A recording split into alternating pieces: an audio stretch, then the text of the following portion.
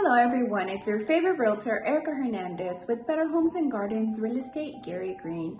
Thank you so much for coming back to my channel once again.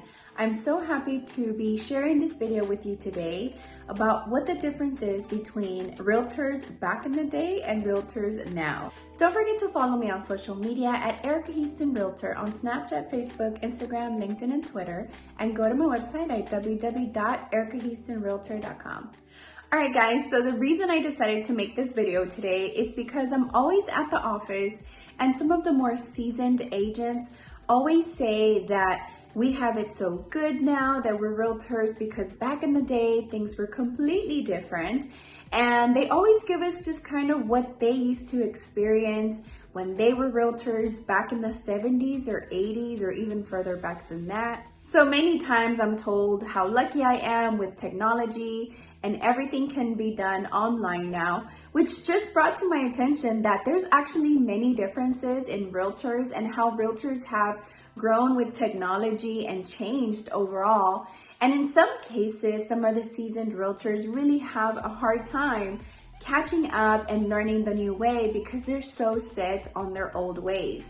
And the old ways work as well. It's just that it takes a little bit longer to do things the old way compared to the new way. For the younger realtors, it's very easy to do it the new way because that's the only way we know. But sometimes older agents that have been in the business for many years find it really difficult to use technology, which is supposed to speed things up.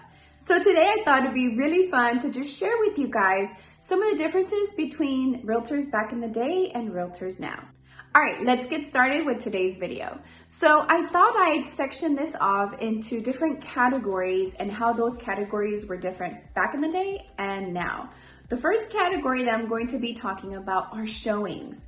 So showings for realtors have completely changed from back in the day and now. One of the biggest changes for showings is that realtors no longer have to go to one specific area to pick up keys for a house that is for sale. So back in the day, when you wanted to see a home, realtors had to go to one big hub type of building where they would go find the keys to be able to open the door. What we do now is we actually place a lock box or something called a super box on the front doorknob of your door that holds the keys to your front door. Only realtors can access these type of lock boxes because they have to submit an appointment request, which gives them special instructions on how to get into the home. Once the realtor is done with the showing, they'll put the keys back in the box and just leave it there for the next person. Compared to back in the day, you would have to return the keys back to the original place, and if someone else was interested in looking at that home, they would have to wait because there wouldn't be any other copies of that front door key. I think this is really interesting because we live this fast life where we want everything now, we want it quick, we want it as fast as possible. It is now 2020 and we don't have to actually go somewhere specifically to go get the keys. The keys are right there in the front door. So this is something that has made real estate very easy for realtors to be able to access these homes and potentially sell it to their clients. Buyers are happy that they're able to see the home right away. Sellers are happy that their house is being shown a lot more because the accessibility of being able to get in. So I am seeing a tiny bit of a shift or change into buyers being able to plug in the numbers to get into the home and open the door themselves and lock it up.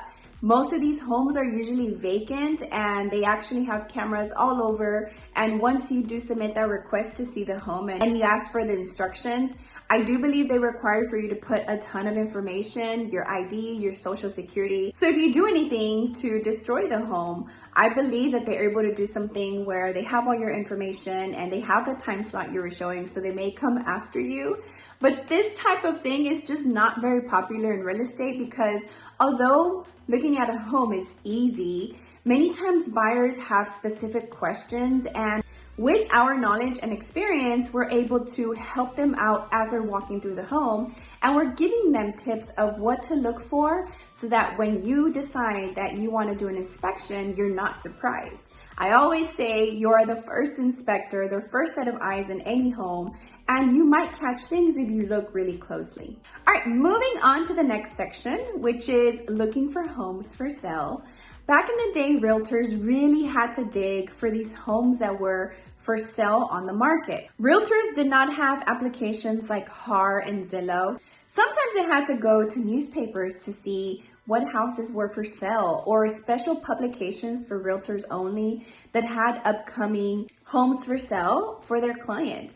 It was really hard for realtors to really gather a list of homes to show to a buyer. Back in the day, they would gather this list, meet with the buyers, and show them maybe the 2 or 3 that were available at the time, and that buyer would have to make a decision right away. Most times, if they didn't really completely love it, they were stuck because there's nothing they can do. There's no other listings that are available for purchase. And if you need a home, you're gonna pick the best of the 3. So this has drastically changed. Nowadays, again, we're in 2020, buyers are able to look at pictures of homes for sale all around town. Although this makes things really easy, it actually makes it really hard as well. So I say that because it's really easy to look at all these homes online and make a decision, and you're not wasting time driving to all these properties to find out you really didn't love any of them. So yes, that part is easier for us. But the part that's a little bit harder is that now people are very picky about what they want in a home, because they see properties come on the market on every website, and they're able to just browse even on their cell phone when they're at work or in their lunch hour. Because there's so much variety, normally buyers do send realtors a list of 20 homes that they want to see. The part that gets really hard, and it's kind of tricky, is that some of these pictures look better than what they actually look in person.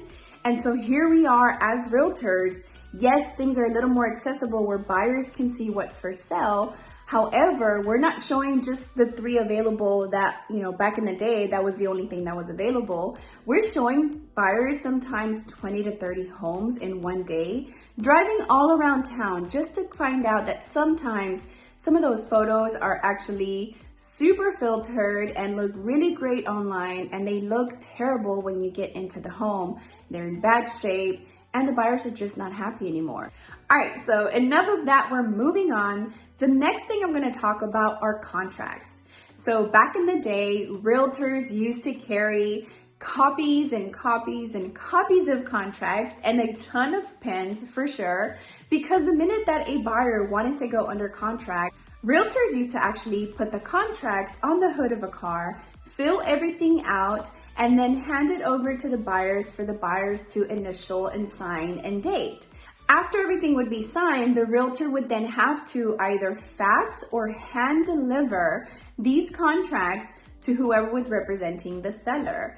At that point, you would hope that you did not make any mistakes on that contract. If it gets kicked back, you would have to start the process all over again. You'd have to meet your buyer in person, have them make the corrections as needed, and that was just very stressful. Nowadays, 2020, we have something called electronic signatures. All we do is we go in our system and type in the offer that you're going to be making. All the terms have to be filled in electronically, and then we send for you guys to sign off on the sections that you are required to sign off on. It's as easy as opening your cell phone, getting into the email we send you, and just tapping away every time you have to sign. And once you're done, you just put complete, it sends it back to us. We email that contract to that agent who's representing the seller, and then that's it. If there's any corrections to be made, they can be done super quick online. We'll send it back to you electronically. You'll get back into your phone and tap away. When I do meet a client, I make this a point to teach them about electronic signatures, and I have step-by-step how you'll be getting into your email, creating a password, and creating a signature for yourself so that anytime documents come to you, you're able to review them and tap away for it. Amazing, right? Do you think that a realtor back in the 50s or 60s ever imagined such a thing?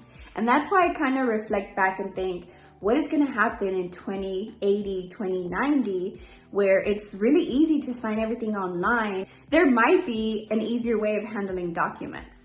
Another difference between realtors back in the day and realtors now is the ease of communication. So back in the day, all realtors had was that office phone number. And if you were not at the office when someone was trying to reach you, you pretty much missed the call. Honestly, I don't even know if they had caller ID. I'm sure the person answering the phone would get the number from that person. However, if you were not there and that person had a question that they really needed answered at that time, you almost can lose the business because you weren't there to answer. So nowadays we have cell phones, and not only do we have cell phones so you can reach us anywhere at any time, we have text messaging, which has really changed things around. I feel like realtors are definitely more accessible now, so I can be out showing property to one of my clients, and a second client could be contacting me about some questions they have, and I can easily text back as I continue with my showing. Obviously, I'm not going to text the whole time that I'm showing a property because I do have to prioritize that client that I'm with face to face. Clients don't have to wait until you get back into the office to be able to speak with you. And I think this has really changed things around. And in some cases, it has made it a little too easy where clients actually take a little advantage of that and call you every minute of the day because they know that you're available. And in some cases, shame on you guys that do this, but we get text messages pretty late in the day. Normally, if you're texting me at 8 or 9, it's okay. But when you're texting someone around 10 or 11, 12 at night, it's just not professional. Even though we give you guys our personal cell phones, it's still a business line, and you should probably wait until the next business day if it's not an emergency. And for the most part, there really are not any real estate emergencies. Nothing can be done at midnight. So it's best that you respect that person that you're working with and just give them a call in the morning. If you must do this, I would say the most appropriate thing is to email a realtor. Since we do have our emails set up on our phone, for the most part, I don't have email alerts because I am actually consistently checking it. So if I happen to get an email at midnight or so, I'm not going to be able to see it until the morning because I don't get some kind of ding on my phone while I'm sleeping. So the best way to do that would be to go through email. I did want to leave you with this last note. Although realtors have changed throughout the years, one thing that stays the same is that people that decide to be a realtor are people that want to help families. Realtors back in the day and realtors now are the same because we just want to help you and your families get into your new home.